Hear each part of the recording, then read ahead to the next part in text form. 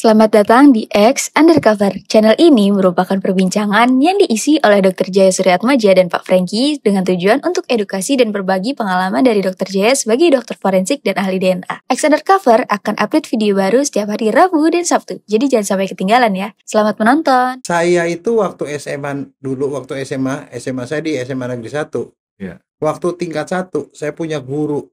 Satu guru ya, yang kalau menurut saya itu adalah amazing deh. Saya berterima kasih sama beliau. Saya nggak akan ada di sini kalau nggak ada beliau. Boleh disebutin dok, namanya mungkin? Namanya Pak Ganjar. Ini ada satu cerita menarik itu yang membuat saya yakin saya mau masuk forensik. Nah, dia cerita nih di dalam satu kuliahnya. Dia bilang begini, pada tahun 1930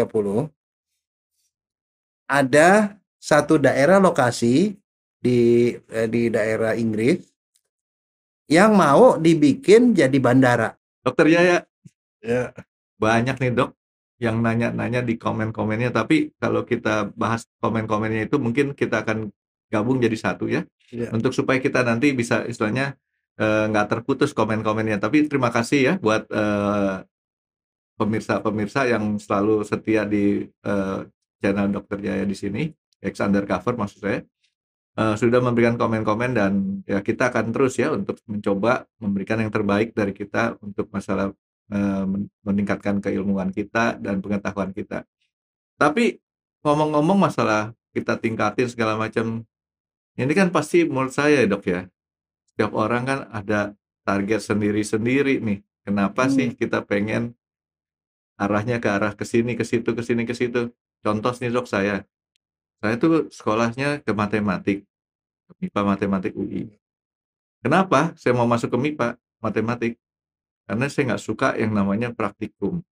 Dan saya tahu di matematik itu kerjanya cuma menghayal doang. Kita cuma mikirin angka doang. Jadi angka dihayalin. Jadi kepuasan saya, terus kemudian cita-cita saya nanti mau jadi dosen. Walaupun sempat ngajar, tapi istilahnya nggak jadi diterusin. Nah, ini yang aneh dari buat saya nih dok. Dokter kan udah cerita tuh masalah dokter forensik, tapi mungkin nggak ada salahnya diulang dari awal lagi dok. Bagaimana ketertarikan dokter Jaya dari awal, terus kemudian yang menurut dokter Jaya itu kenapa pemilihan di dokter forensik itu suka dukanya ataupun ya apa sih kepuasan seorang dokter forensik dok? Oke. Ya mungkin begini ya. Saya mungkin balik di basicnya paling awal kenapa tuh saya mau masuk ke dokteran. Kedokteran dulu ya. Kedokteran. Saya itu waktu SMA dulu, waktu SMA saya di SMA Negeri 1. Ya. Waktu tingkat 1, saya punya guru. Satu guru ya, yang kalau menurut saya itu adalah amazing deh. Saya berterima kasih sama beliau. Saya nggak akan ada di sini kalau nggak ada beliau. Boleh disebutin dok, namanya mungkin? Namanya Pak Ganjar. Pak Ganjar. Bukan kampanye nih dok ya? Oh bukan. Soalnya sekarang ini dalam situasi kampanye nih. Bukan. Pak Ganjar. Namanya Pak Ganjar. Dan Franky tahu, dari dulu waktu di SD, kita tuh sebel banget kan sama pelajaran namanya biologi. Kita hafalin gini itu kita gini apaan gitu ya. Maksudnya dihafalin. Ini namanya ini. Kita nggak tahu apa gunanya. Iya, bahasa Latin lagi. Nah, waktu sama dia nggak pernah ngajari kita soal itu. Pertama yang dia lakukan adalah kita dibawa pergi ke Pangandaran. Sorry dok, saya potong. Pak Ganjar ini guru di SMA. Iya. Mata pelajarannya dok? Biologi. Oke, jadi Pak Ganjar seorang guru biologi di SMA. Iya, dia alumni biologi. Nah, dia kalau mau ngajari ke kita, dia nggak pernah pegang buku duluan. Kita dibawa ke lapangan. Misalnya contoh, kita dibawa ke Pangandaran. Dibawa ke Pangandaran, kita dilepas. Ini saya kelas 1 nih, sekelas. Dilepas situ, dikasih peralatan, ya macam-macam lah. Kantong plastik lah, apa segala macam. Dia bilang, kamu cari apapun yang kamu bisa temukan. Tugas kamu adalah mencari barang-barang yang menurut kamu aneh, yang kamu nggak tahu itu apa. Bisa binatang hidup, bisa binatang mati. Kamu ambil pasir, nanti kamu ambil air. Sebegitu berkesannya dok ya, sampai sekarang berarti dokter masih hafal. Masih hafal. Tahu nggak di sana? Disitulah pertama kali kita liatin. Oh ini ada kerang. Oh ternyata kerang itu beda-beda gitu. Kita kumpul-kumpulin nih. Kita nggak dikasih tugas tuh, Franky. Pokoknya yang buat kamu menarik, kamu ini cari kerang. Terus di situ kamu ketemu bintang laut. Ada yang masih hidup. Masih hidup kita taruh di itu kan ya kita masukin ke air dong. Iya. Ada airnya, ada pasir. Kita kumpulin. Nah, udah setelah kita sore kumpul sama dia apa? Dia bilang kamu atur di dalam satu akuarium. Diatur, akhirnya kita belajar bikin terarium. Zaman dulu udah belajar bikin terarium. Terarium. Abis begitu Frankie sama dia. Terus kamu tanya ke bapak apa namanya. Bapak kasih tahu namanya dan kamu cari di buku di perpustakaan ada. Jadi di situ kita belajar bintang laut, bahasa Latinnya apa. Begitu Frankie. Jadi kita tuh itu namanya main, tetapi kita main, tetapi kita belajar kemudian. Dan percaya nggak Frankie? Bahasa Latin yang tadinya begitu susah buat kita tuh kita seneng banget. Jadi kita langsung ngomong-ngomong waktu kita suruh presentasi ke depan kelas. Wah, kita ngomong dengan semangat dengan bahasa Latin segala macam. Kebayang nggak? Kita jadi seperti ahli biologi. Walaupun kita sebenarnya tadi nggak tahu apa-apa. Jadi nah itu seperti itu. Contoh, waktu kita pelajaran ular. Karena orang ular, pelajari ular begini, jantungnya ada di sini. Tahu nggak ular? Kita diajak ke Marunda. Malam-malam dibawain itu tongkat yang bercabang 2. Nah dia sendiri emang ahli. Cari, dia bilang, nah ini lubang ini lubang ular. Bagaimana ngeluarin ular? Gitu, nah, dikeluarin, dirasa-rasa. Begitu ular keluar, ditaruh sama cabangan itu, dia kasih tahu bagaimana cara nangkep ularnya itu. Tangkap kepalanya dulu, dia bilang. Habis itu pegang buntutnya. Jadi seharian itu, semalaman itu, kita bisa menangkap banyak ular kobra, kebayang nggak? Di Marunda. Habis itu kita bawa, terus ikan, ularnya itu sama kita offset, hidup-hidup, dibuka kulitnya, terus kita buka dadanya, terus kita lihat jantung berdenyut segala macam. Frankie, kita nggak usah disuruh, kita belajar tuh jantung ngalirin darahnya ke sini, hatinya kayak gini, seperti itu. Dan abis gitu binatang ular yang kondisi gitu kita pamerin di satu pameran anak-anak SMA. Wah itu menarik banget Frankie. Nah sejak saat itu saya senang tuh dengan yang namanya binatang-binatang. Cuman biasa deh. Kemudian kan saya ngobrol-ngobrol sama orang. Dan tapi kan saya dari awal saya bilang saya mau jadi dokter. Ya sama-sama lah. Nah, bedanya kalau ya itu binatang, ini manusia. Lebih simpel. Kalau binatang kan banyak yang harus dipelajari ya. Manusia lebih simpel. Tapi itu membekas banget bahwa yang namanya orang belajar itu harus learning by doing. Dan kita harus belajar menghafal dengan sukarela karena kita memang mau tahu gitu loh. Jadi ini tribute buat Pak Ganjar ya. Pak Ganjar guru biologi ya. Ya, cuman saya nggak tahu beliau dari mana. Saya udah nggak pernah ketemu lagi tuh sejak saat itu. Boleh dicari dok. Siapa tahu masih bisa ketemu dok. Nanti kita ajak ngobrol di sini dok. Iya. Aduh, tapi itu berkesan banget. Nah, jadi gini. Nah, sekarang balik. Nah, sekarang begitu saya udah jadi dokter kan cerita dokter kemana udah ya. Sepintasan lah. Nah, jadi dokter forensik sebenarnya kepuasannya apa sih? Nah, sebenarnya sebelum ke kepuasan saya mau cerita kenapa kok saya tertarik forensik. Kalau menurut saya tuh ajaib forensik, ajaib. Kenapa? Saya punya guru saya namanya Dr. Lim Yutai. Lim Yutai itu nama-namanya seperti itu. Beliau adalah dokter Indonesia pertama yang belajar forensik di Indonesia. Dulu seluruh kedokteran itu yang ngajar orang Belanda. Jadi 2 perguruan tinggi besar, satu di Surabaya, satu di Jakarta. Di Jakarta Universiteit van Indonesia namanya. Yang ngajar Prof. Muller, orang Belanda, Toto. Prof. Muller itu otopsi sendirian. Karena setelah kemerdekaan, semua Belanda-Belanda pada kabur semua. Kecuali si Prof ini satu. Dia masih ngajar tuh sampai tahun 55. Jadi 10 tahun. Tapi dia dalam kondisi yang nggak merasa senang. Kenapa?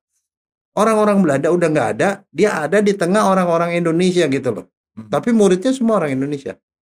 Nah, pada waktu itu begini, di departemen di RSCM kan kasusnya banyak. Ini kota besar Jakarta, kasusnya banyak sekali itu kasus yang datang. Masalahnya dokternya cuma Prof. Muller itu doang sendiri.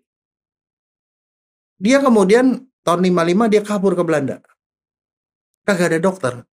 Bayang nggak? Departemen forensik tidak ada dokter. Tahun 55 tuh ya. Nah, dan pada waktu itu ada seorang mahasiswa kedokteran yang sangat luar biasa. Tahun 55. Belum lahir. Waktu itu dia tuh sebagai koas ya, melihat banyak jenazah. Dia udah sering ngelihat si Prof Muller otopsi. Dia otopsi si mahasiswa itu. Mayat itu daripada mayat itu nggak dia otopsi, dia otopsi, dia bikin visum. Otopsi bikin visum. Itu bertahun-tahun, Frankie. Sampai si mahasiswa ini nggak lulus gara-gara ke hobi otopsi. Nah, akhirnya si mahasiswa ini ketahuan pada satu pengadilan, ketahuan ternyata yang otopsi itu bukan dokter. Baru mahasiswa kedokteran. Diomelin lah. Bagaimana universitas sebesar Universitas Indonesia yang otopsi bukan dokter. Nah, karena itu dia bilang nggak bisa ini, harus dokter. Nah, pada waktu ada Departemen Patologi Anatomi. Ada Profesor Sutomo, Prof. Sutomo namanya. Dia kepala Departemen Patologi Anatomi. Patologi Anatomi itu yang otopsi klinik itu loh. Oh iya. Jadi dia otopsi untuk nyari penyakit. Dia diangkat jadi kepala departemen. Dia diangkat ke departemen. Jadi tetap yang otopsi si mahasiswa itu yang tanda tangan dokter itu. Jadi itu. Nah, si mahasiswa ini saking dia hobinya otopsi begitu, dia nggak lulus. Lama nggak lulus. Nah, kemudian ada dokter lulusan baru, yang baru lulus, dia juga tertarik. Dia langsung masuk dan menjadi dokter bersama dengan Prof. Sutomo itu. Jadi dia berdua otopsi, dibantu sama si mahasiswa ini. Akhirnya mahasiswa ini kemudian masuk ke kedokteran forensik, tapi dia belakangan setelah dokter yang pertama. Nah, yang pertama ini adalah namanya Lim Yutai. Kemudian dikenal sebagai Dr. Arief Budianto.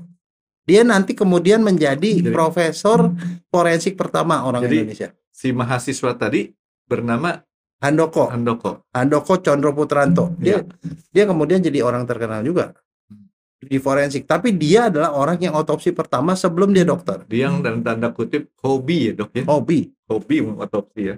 Tapi dia juga menjadi seorang yang legend juga di bidang forensik. Kemudian akhirnya jadi dokter forensik juga. Yang dokter forensik yang pertama itu Dr. Lim Yutai. Ya, Lim Yutai itu yang akhirnya kemudian berubah nama jadi Arief Budianto. Nah, beliau itu yang jadi profesor forensik pertama di Indonesia yang mengotopsi pahlawan revolusi. Yang 7 orang. Iya. Beliau yang otopsi. Nah, jadi seperti itu. Nah, jadi kemudian ya seperti itu. Nah, sekarang si Prof. Arief Budianto ini itu adalah profesor pertama, dokter forensik pertama, dan kemudian pelan-pelan dia merekrut 1 orang, 2 orang. Jadi dia rekrut orang satu persatu masuk forensik sampai akhirnya menjadi departemen forensik seperti saat ini. Jadi dia itu cikal bakalnya. Nah, beliau itu punya hobi cerita. Nah, itulah cara dia mengajar, itulah yang saya tiru sampai saat ini. Sehingga kalau saya ngajar mahasiswa, ya sama seperti kita ngobrol ini, Frankie. Kita cerita dan kemudian mahasiswa, oh ya gitu dok ya, tertarik. Makanya banyak mahasiswa yang kemudian, dok saya mau masuk forensik gitu loh. Kamu kesambet apa? Ya kan, soalnya ceritanya menarik. Nah, ini ada satu cerita menarik itu yang membuat saya yakin saya mau masuk forensik. Nah, dia cerita nih di dalam satu kuliahnya, dia bilang begini, pada tahun 1930 ada satu daerah lokasi di daerah Inggris yang mau dibikin jadi bandara. 1930. Nah, 1930 mau dibikin jadi bandara. Nah, daerah itu kemudian dibersihin dong karena mau dibikin landasan kan. Nah, waktu dicek daerah situ ketemu satu sumur tua. Nah, si sumur tua itu digali kan, karena jadi dindingnya dihancurin, digali, dan pada waktu menggali ketemu 3 tulang, Frankie. Tulangnya itu adalah tulang panggul. Tulang sini nih yang tulang panggul sini. Tulang panggul 3 biji, udah. Si polisinya sih nggak tahu ini panggul apaan. Panggul sapi bisa, panggul babi bisa, panggul orang bisa gitu loh. Nah, nggak kelihatan bedanya dok ya? Kalau tak panggul gitu ya? Ya kalau orang biasa nggak tahu. Oh, si polisi tadi yang polisi nggak tahu. Ya, dari air panggul, tapi panggulnya tuh udah nggak berbau, Frankie. Panggulnya tuh ya tulang gitu, tapi nggak ada bau-bau. Udah kering banget ya? Kering. Dia pergilah ke seorang profesor, namanya Profesor Smith, Sydney Smith. Itu profesor forensik yang ada di kota itu. Dia tanya, Profesor Smith, tolong diperiksa, ini apaan, tulang apa, ini tulang manusia apa bukan? Pertanyaan seperti itu, Frankie. Sama si dokternya diperiksa. Setelah diperiksa, dia bikin visum. Visumnya membuat si polisi tercengang. Karena kenapa? Dia bikin begini. Tulang ini adalah tulang dari seorang manusia. Manusia ini perempuan. Usianya 23 sampai 25 tahun. Ya. Terus dia pernah melahirkan minimal sekali. Cuman gara-gara ketemu tulang bisa begitu. Terus dia bilang kakinya pincang sebelah kiri. Kemungkinan besar karena polio. Dia meninggal 2 tahun yang lalu. Meninggalnya karena ditembak oleh seseorang dari arah bawah dengan memakai senjata api yang anak pelurunya dibuat sendiri. Dia panas selama 7 hari dan setelah itu dia meninggal karena radang selaput perut. Dok, tadi kan tiga panggul. Berarti ada 3 jenazah perempuan. Apa? 3 tulang. 3 tulang. 3 tulang tapi tulang panggul semua. Oh. Itu berasal dari 1 orang? Atau berasal dari 3 orang? Enggak, dia bilang berasal dari 1 orang. Oh, gitu. Oke. Jadi orangnya perempuan, sudah pernah melahirkan minimal sekali, usia 23 sampai 25 tahun. Terus sudah pernah melahirkan minimal sekali. Kaki kanannya pincang karena polio. Meninggal ditembak oleh orang dari arah bawah dengan memakai anak peluru yang anak pelurunya buatan sendiri. Panas selama 7 hari dan meninggal 1 minggu kemudian.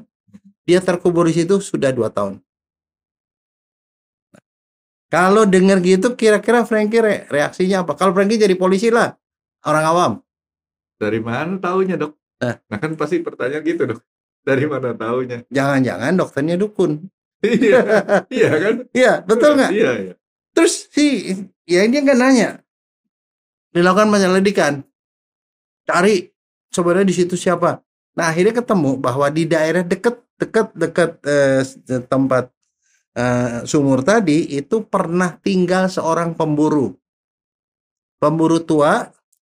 Dia tinggal di situ bersama 1 anak perempuannya. Dia ditangkap, diinterogasi, akhirnya dia ngaku. Jadi 2 tahun lalu dia masih bersama anaknya yang perempuan. Tapi anaknya itu kemudian tidak ada lagi. Pemburu-pemburu lain kalau mau pergi ke hutan itu sering ketemu sama dia. Yang nanya, anak lo kemana? Oh, anak gue ikut sama bibinya katanya. Udah orang nggak banyak nanya lagi lah. Itu kan cuma kenal-kenal gitu doang. Akhirnya ditanya sebenarnya apa yang terjadi. Dia bilang gini, betul 2 tahun lalu dia tuh gini, dia punya hobi berburu. Kalau berburu kan habis nembak, anak pelurunya kan lompat kan? Iya, lepas. Selongsongnya kan masih ada. Iya. Selongsongnya sama dia diisi mesiu lagi. Dikasih timah hitam di atasnya. Jadi di reuse. Kan kalau anak peluru biasa kan depannya ada tembaganya. Iya. Ada tembaga ya, sorry. Ini enggak. Jadi timah hitam doang. Itu yang kepake. Dia biasanya kalau dia membersihin, semuanya dicopotin anak peluru, diminyakin, biasa kan? Minyakin pistol. Pada waktu itu anaknya sedang menjemur pakaian di halaman. Dia duduk di ambang pintu, sembari di teras, sembari bersihin pistolnya. Tanpa dia tahu ternyata masih ada 1 anak peluru di dalam situ. Anak pelurunya itu meletus mengenai anaknya dari arah bawah. Ketembaklah perutnya. Anaknya jatuh. Sakit. Dia mau bawa ke rumah sakit, dia nggak berani. Takut disangka dia membunuh anaknya. Jadi anaknya dipelihara aja di rumah, tidak dikasih antibiotik, panas badannya. 7 hari kemudian anaknya meninggal. Nah udah meninggal kan dia takut.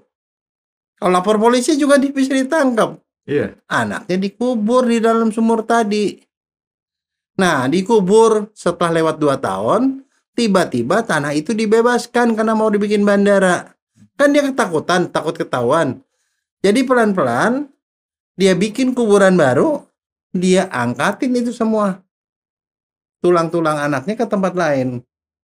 Ternyata karena dia bukan dokter, 3 tulang itu ketinggalan, kececeran. Franky tahu ada berapa jumlah tulang manusia? 350.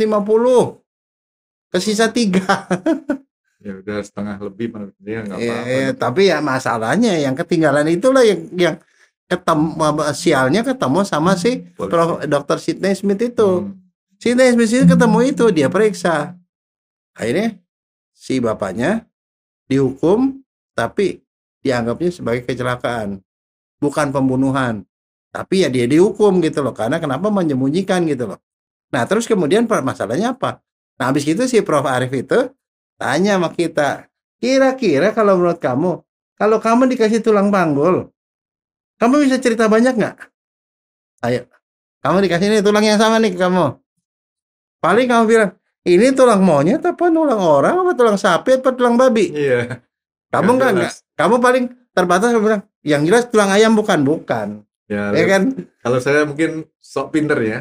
Lihat dari ukurannya dulu kan, Dok. Ukurannya nih. Kalau ukurannya rada gede, berarti makhluk berbesar gitu. Ya. Tapi nanti saya mau tanya tuh, Dok. Dokter, ada yang mengkritik saya mengenai. Saya dokter dulu deh. Iya oke. Kalau lihat tulangnya segede tulang manusia gitu, paling bilang apa itu tulang babi, tulang sapi, tulang monyet, ya kan? Iya. Tapi yang jelas kalau tulang ayam enggak kan, bukan tulang bebek gitu loh, kayak gitu. Nah jadi dia bilang, nah sekarang yang pertama, tulang seorang dokter waktu tingkat 2 dia belajar anatomi. Itulah yang otopsi anatomi waktu kita bahas kemarin itu loh. Iya. Otopsi anatomi buat supaya dokter tuh tahu kenal setiap tulang tuh. Tahu nggak Franky, waktu kita belajar anatomi, saya dengan meraba begini aja saya tahu ini tulang itu ada di bagian mana di badan manusia. Mari merem. Karena kita harus hafal itu. Hafal ya. Dan jadi dari situ itu tulang manusia. Terus pertanyaannya, kenapa kita tahu itu tulang laki apa perempuan? Itu yang nanti ya. Ini udah mulai ada pertanyaan, itu udah mulai dokter tanya ke saya lagi, Dok. Iya. Laki dan perempuan kira-kira bedanya apa tulang panggulnya? Ini panggul sini nih. Nggak tahu, Dok. Nggak tahu. Ya, tugas perempuan apa yang beda sama laki? Melahirkan kan yang keluar situ kepala bayi segede mana? Ya 10 segini kali ya. Ya 10 cm lebih lah, 12 cm sini. Nah kalau dia kepala bayinya nggak bisa keluar, apa yang terjadi? Bayinya mati kan? Bayinya mati, betul. Berarti harus lebih besar daripada laki-laki. Itu dia. Jadi begitu ini tulang 3 itu disambungin, dia bulat dan besar. Perempuan. Kalau laki-laki kecil, lonjong. Iya. Kecil lonjong. Terus di daerah depan nih, di daerah kemaluan ada tulang bentuknya V. Kalau laki-laki V-nya itu lancip begini, kalau perempuan begini, karena memang dia menyediakan tempat untuk supaya kepala lewat. Perempuan kan, itu satu rahasia udah ketahuan. Kedua, umur. Nah, Franky tahu nggak bahwa tulang kita itu, misalnya tulang lengan nih, lengan ini kan satu tulang nih. Iya. Demikian tahu nggak sebenarnya tulangnya terdiri dari 3 tulang, yang di tengah, di ujung sama di ujung. Asal muasal di tengah. Ini kan tengah 2 nih. Ini dan satu tulang nih, satu tulangnya. Satu tulang ini, yang satu tulang itu. Sebenarnya itu terdiri dari 3 tulang. Tulang di ujung sini, tulang di ujung sini, tulang di tengah. Pada awalnya 3 tulang. Kemudian tulang itu nempel, lama-lama menyatu menjadi satu tulang. Ya. Nah, tulang panggul juga begitu. Tulang panggul di sini nih, yang kita nih pinggang nih. Kan bentuknya seperti kayak piring. Di atas itu ada tulang seperti bulan sabit. Ini tulang aslinya nih. Dia tuh nggak bersatu. Dia belum bersatu kalau di bawah 25. Begitu 25 dia nempel. Begitu 28 dia jadi satu. Nah, pada tulang itu, tulangnya ada masih dalam bentuk garis. Sudah nempel, Ya. tapi belum menyatu. Berarti 25 sampai 28. 25 karena sebelum 25 nggak mungkin nyatu. Iya. Nggak tahan dok, mau nanya, tahu dari mana dia udah melahirkan? Nah, oke. Nah, kalau melahirkan gini lah. Ini tulang kita kan, tulang panggul itu ada dua, kanan dan kiri. Ini Iya. tulangnya begini nih. Iya. Kan di sini tulang itu kan selalu ada otot pada nempel sama tulang. Ingat nggak kalau makan ayam kan semua otot-otot tuh nempel ke tulang kan? Iya. Nah, di tempat pada waktu dia melahirkan kan ketarik ini kan teregang. Teregang supaya kepala keluar.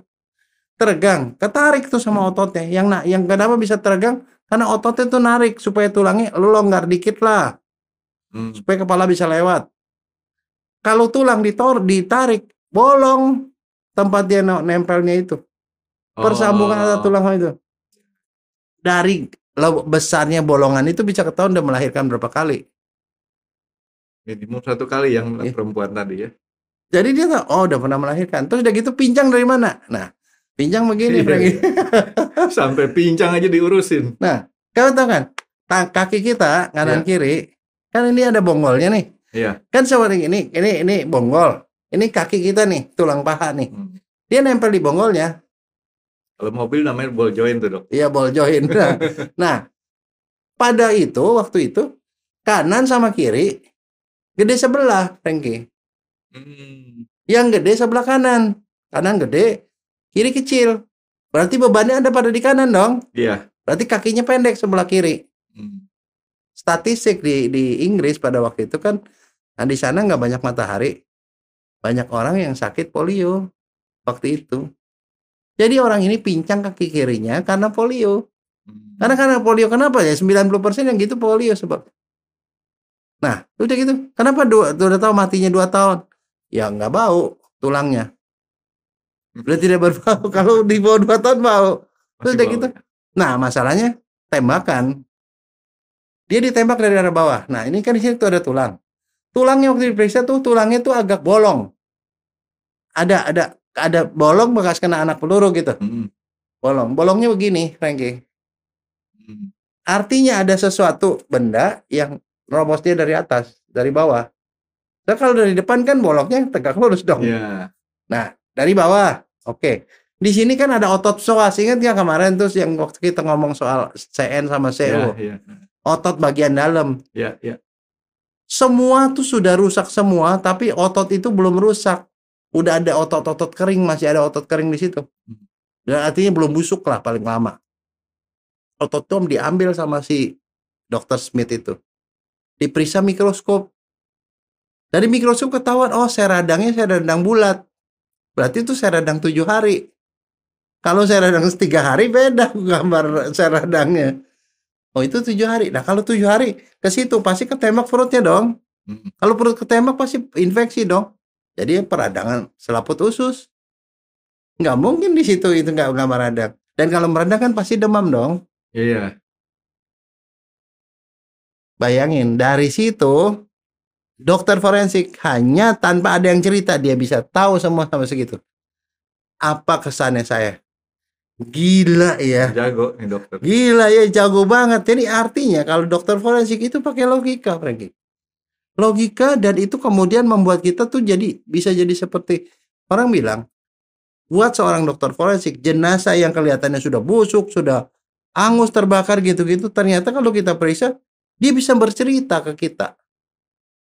Bagaimana dia bisa cerita? Karena kita punya knowledge yang bisa menerjemahkan apa yang ada di dalam jasad yang tersisa itu gitu. Kira-kira apa ya kelanjutan dan topik apa lagi yang akan dibahas oleh Dr. Jaya dan Pak Frankie? Stay tune di X Undercover karena akan ada video menarik setiap hari Rabu dan Sabtu. Jangan lupa like, comment, dan subscribe, dan sampai jumpa di video berikutnya.